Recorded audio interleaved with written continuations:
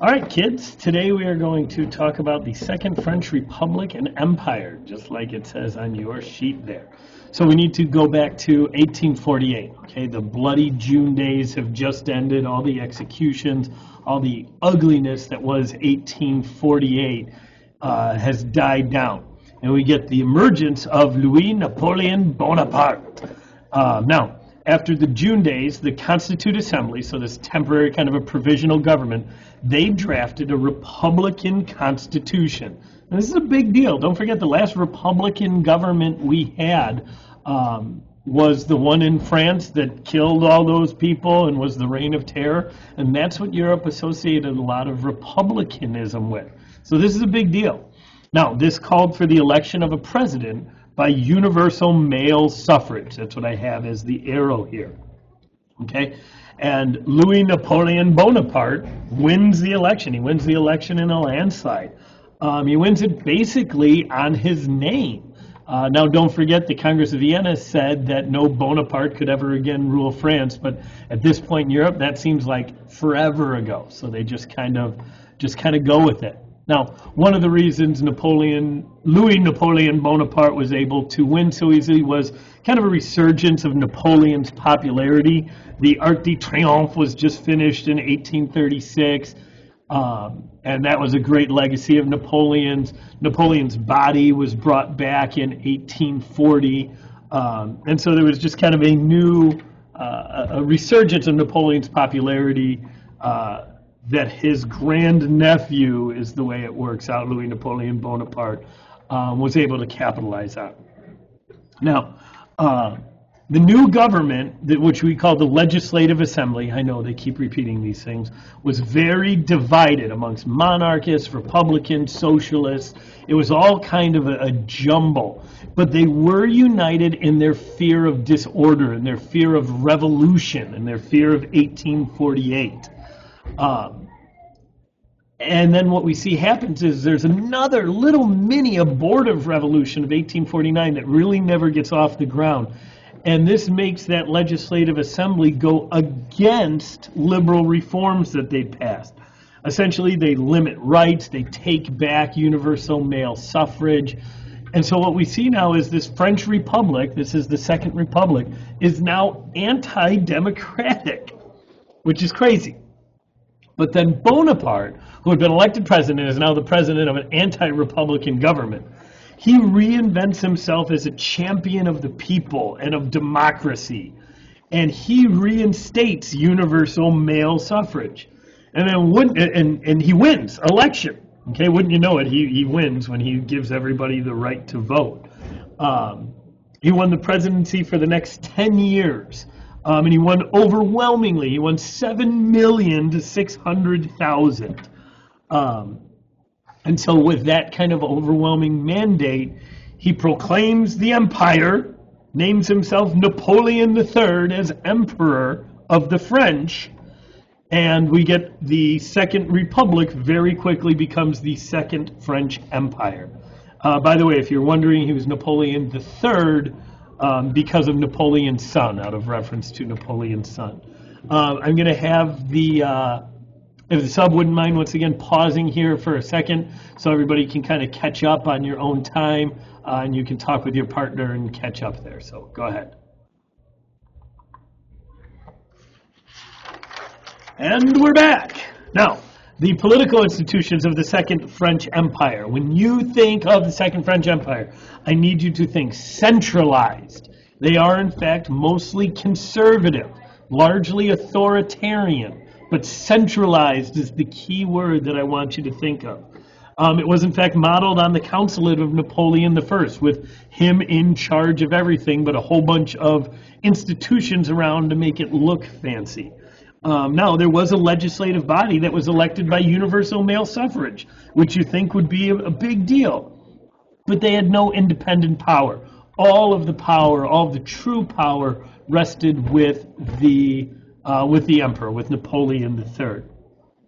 And one of the big things that Napoleon III was all about was pomp and circumstance, grand court life. So he was all about pomp and circumstance. He was all about putting on a grand court life, what we called the four conspicuous displays of grandeur, to glorify his reign and really kind of to distract his people from the fact that he was not democratic. So now, flipping over your sheet, development under the empire. The infrastructure is really one of the big stories of the Second Empire. He beautified Paris. He and his government made Paris really the city that it is now. The city that we see is really the city that was made during the Second Empire. He beautified and, he widened and straightened the roads, okay, and improved sewer and water systems. Now, you could say, one second. All right, sorry about that. I think we're good to go. So the widening and the straightening of the road. So it really was a big deal. I mean, this made Paris the beautiful city that we see it now. And the guy who was largely responsible for it was a guy, Baron Haussmann, a German, actually. And if you look closely at these pictures, what you can see is the dark background. That is old Paris. And you see all the narrow streets and kind of the buildings all jammed in there. The lines that superimpose that, those are the new roads that are just cutting through old Paris. You see some other examples here. This is just kind of a close-up, a better look at it of just what he was cutting through, what they were doing. These are new buildings, new parks, new roads that are just cutting through the old twisty, winded roads. Same thing, you can see the extent of how many new roads he built up. The Champs-Élysées became the Champs-Élysées during the Second Empire. And this is just fascinating. These are photographs of the same corners. So like this one, this is before, you see how narrow it is, and then everything is pushed back to widen the intersection. Same thing here. Small, narrow streets, boom, widened, pushed out, pushed back. This one practically looks like an alley, and then it becomes a pretty decent sized road. Now, one of the purposes of this definitely was to beautify, but also keep in mind what had just happened. 1830, 1848, especially 1848, people had blocked up the streets. And think about how much harder it would be to block up these big, wide streets, and how much easier it is for the army to march down these nice, big, wide streets. So there was definitely a political and military purpose to this beautification as well. Now, another aspect that the Second Empire was big in was the growth of railroads. Okay, the growth of railroads went from very small to huge. Great expansive network. You can see the map there on the left. Really just a small network around Paris. And then by the time we get to the 1850s, by the time we get through the Second Empire, we see a dramatic increase. Now, economically, we're going to see France essentially go through the stages of the Industrial Revolution that England did as well. The demands of the railroads, factories, and mines all feed each other. There's a need for coal, there's a need for iron, there's a need for raw materials. They all feed off of each other. And then because there's a lot of inflation, people are investing money. Now, if you think about that, if you invest your money, it's safer. It doesn't lose its value as it would during an inflationary time. So because there was high inflation, people are investing. This encourages investment, large and small. Now, this is going to do what's called mobilize the wealth. It's moving money around to different businesses, different people, which is a good thing rather than it just staying there. And what we see is just like in England, the stock exchange, financiers, people involved in the financial business become much more significant. They become much more important in the government.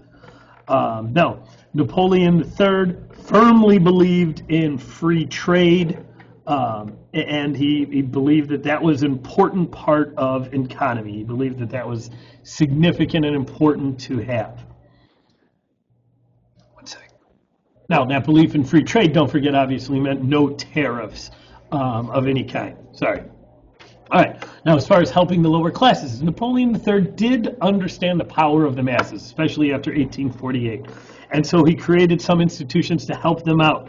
He created a land bank to help get money to farmers to improve agriculture. City banks didn't really loan to farmers that much. They're not a great investment. So he created a land bank to help get them money. He did create humanitarian relief, state-run hospitals, medicine, asylums for those with mental problems. And so he was trying to help the lower classes. Now, labor unions were legalized, and this is a big deal. Even strikes were legalized. And so he's allowing some things that really nowhere else has allowed. But what's interesting is he never did enough, and this is what I have as the lower arrow there. He never did enough to be a working class hero, but he did just enough to always be associated with socialism, of being suspected of being a socialist by the upper classes. So he kind of was caught in between there. Now, finally here, what we're going to see is there's building resentment against the Second Empire and Napoleon III. First of all, the industrialists don't like him. The factory owners, they don't like free trade because they can't compete with England's cheap goods. They don't like the fact that he's legalizing strikes and unions. They don't like that at all. The Catholics are angry about the war that he goes to with Italy. We'll get to that soon. They basically just see him as too anti-Catholic. And so you have this resentment, and when you combine that with war and multiply it by all the underlying social problems in France, so again, you have resentment, add that to war, multiply that by social problems and inequities, this is ultimately what's going to bring about the Second Empire's downfall. But that is the story for another day. So I would say take 1 minute and go through the development under the empire with your partner, and then it'll be time for your DBQ quiz. Thanks a lot, and have a great day, kids. Have a good weekend.